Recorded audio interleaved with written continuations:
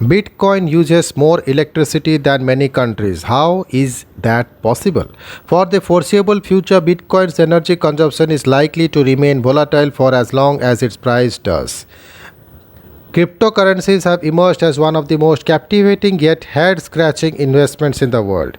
They soar in value, they crash, they will change the world, their fans claim, by displacing traditional currencies like the dollar, rupee, or ruble. Some of them are named after dog memes.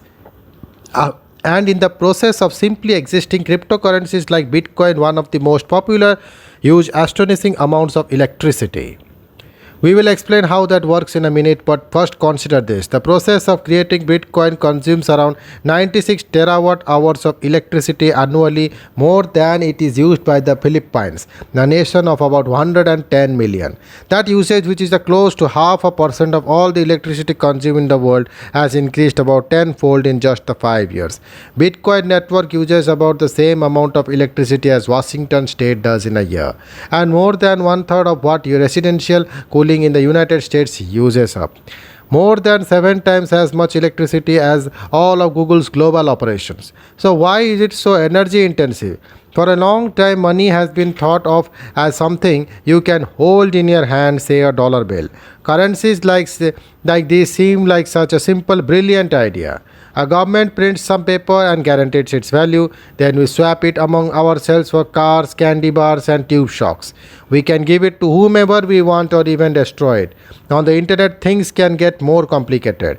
Traditional kinds of money, such as those created by the US or other government, aren't entirely free to be used any way you wish. Banks, credit card networks, and other middlemen can exercise control over who can use their financial networks and what they can be used for, often for good reason, to prevent money laundering and other nefarious activities.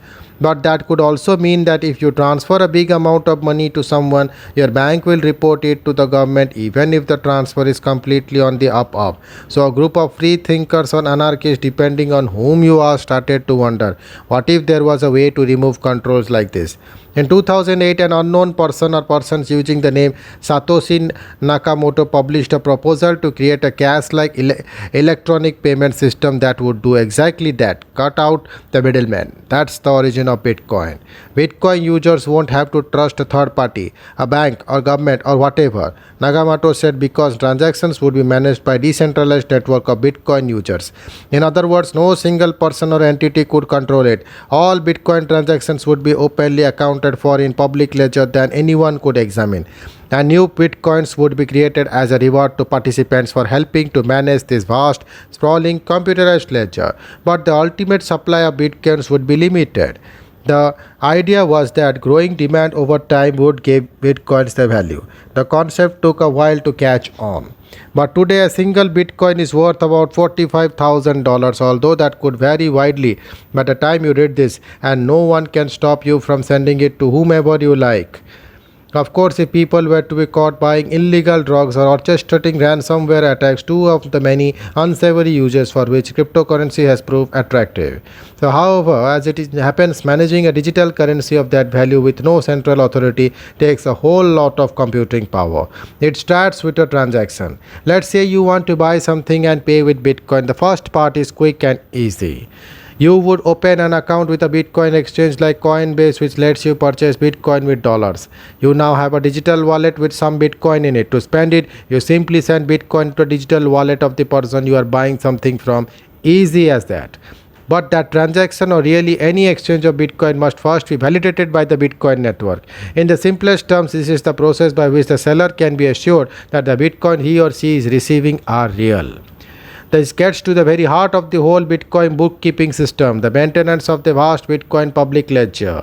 And this is where much of the electrical energy gets consumed. A global guessing game begins. All around the world, companies and individuals known as Bitcoin miners are competing to be the ones to validate transactions and enter them into the public ledger of all Bitcoin transactions. They basically play a guessing game using powerful and power-hungry computers to try to beat out others. Because if they are successful, they are rewarded with newly created Bitcoin, which of course is the worth of lot of money. This competition for newly created Bitcoin is called mining. You can think it of as a lottery or a game of dice. An article published by Brands, a Bitcoin mining company, provides a good analogy. Imagine you are at a casino and everyone playing has a die with 500 sides. More accurately, it would have a billion or billion sides that have hard to draw. The winner is the first person to roll a number under 10. The more computer power you have, the more guesses you can make quickly. So, unlike at the casino where you have just one die to roll at human speed, you can have many computers making many guesses every second. The Bitcoin network is designed to make the guessing game more and more difficult as more miners participate, further putting a premium on speedy power hungry computer. Specifically, it's designed so that it always takes an average of 10 minutes for someone to win a round. In the dice game analogy, if more people join the game and start winning faster, the game is recalibrated to make it harder. For example, you know you have to roll a number under 4 or you have to roll exactly a 1. That's why Bitcoin miners now have warehouse packed with powerful computers racing at top speed to guess big numbers and using tremendous quantities of energy in the process. The winner reaps hundreds of thousands of dollars in new Bitcoin. The winner of the guessing game validates a standard block of Bitcoin transaction and is rewarded for doing so with 6.25 newly minted Bitcoin, each worth $45,000. So you can see why people might flock into mining. Why such a complicated and expensive guessing game? That's because simply recording the transactions in the ledger would be trivially easy. So the challenge is to ensure that only trustworthy computers do so. A bad actor would create havoc on the system, stopping legitimate transports or scamming people with fake Bitcoin transactions. But the way Bitcoin is designed means that a bad actor would need to win the majority of the guessing games to have majority power over the network, which would require a lot of money and a lot of electricity. In Nakamoto's system, it would make more economic sense for a hacker to spend the resources of mining Bitcoin and collecting the reward rather than on attacking the system itself.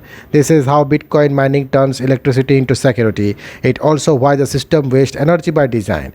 Bitcoin's growing energy appetite. In the early days of Bitcoin, when it was less popular with a worth little, anyone with a computer could easily mine at home. Not so much anymore. Today, you need highly specialized machines, lot of money, a big space, and enough cooling power to keep the constantly running hardware from overheating. That's why mining now happens in a giant data center owned by companies or groups of people. In fact, operations have consolidated so much that now only 7 mining groups own nearly 80% of all computing power on the network. Mining happens all over the world, often wherever there's an abundance of cheap energy. For years, much of the Bitcoin mining has been in China.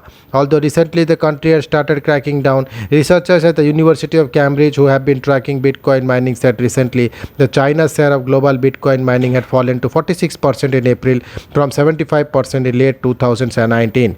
During the same period, the United States share of mining grew to 16% from 4%. Bitcoin mining means more than just emissions. Hardware piles up to 2. Everyone wants the newest, fastest machinery which causes high turnover and a new e-waste problem. Alex Tevez, a Paris-based economist, estimates that every year and a half or so, the computational power of mining hardware doubles, making older machines obsolete.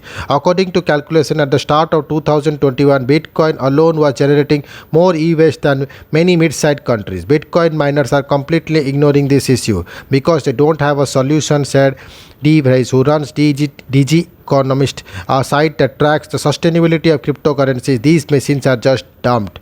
Could it be greener? What if Bitcoin could be mined using more sources of renewable energy like wind, solar, or hydropower? It's tricky to figure out exactly how much of Bitcoin mining is powered by renewables because of very nature of Bitcoin, a decentralized currency whose miners are largely anonymous.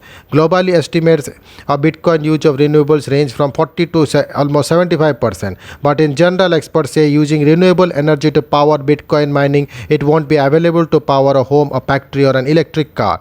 A handful of miners are starting to experiment with the harnessing excess natural gas from oil and gas drilling sites, but examples like that are still sparse and difficult to quantify. Also, that practice could eventually spur more drilling. Miners have also claimed to tap the surplus hydropower generated during the rainy season in places like southwest China. But if these miners operate throughout the dry season, they would primarily be drawing on fossil fuels. As far as we can tell, it's mostly base load fossil fuels that are still being used, but that varies seasonally as well as country to country. A. Jones, an assistant professor in economics at the University of New Mexico, his research involves the environmental effect of crypto mining. That's why they get widely different estimates, he said. Could the way Bitcoin works be rewritten to use less energy. Some other minor cryptocurrencies have promoted an alternative bookkeeping system where the process transaction is won not through computational labor but by proving ownership of enough coins. This would be more efficient, but it hasn't been proved at scale, and it isn't likely to take hold with Bitcoin because, among other reasons, Bitcoin stakeholders have a powerful financial incentive not to change since they have already invested so much in mining. Some governments are wary of Bitcoin as environmentalists are. If they were to limit mining, that could be theoretically reduce the energy strain. But remember, this is a network designed to exist without middlemen. Places like China are already creating restrictions around mining, but miners are reportedly moving to coal-rich Kazakhstan and cheap but troubled Texas electric grid. For the foreseeable future, Bitcoin's energy consumption is likely to remain volatile for long as its price does. Although Bitcoin mining might not involve pixels and hard hats, it's not a purely digital abstraction either. It's connected to the physical world of fossil fuels, power grids and emissions, and to climate crisis we are in today. What was managed as a forward-thinking digital currency has already had real-world ramifications, and those continue to mount. Thank you.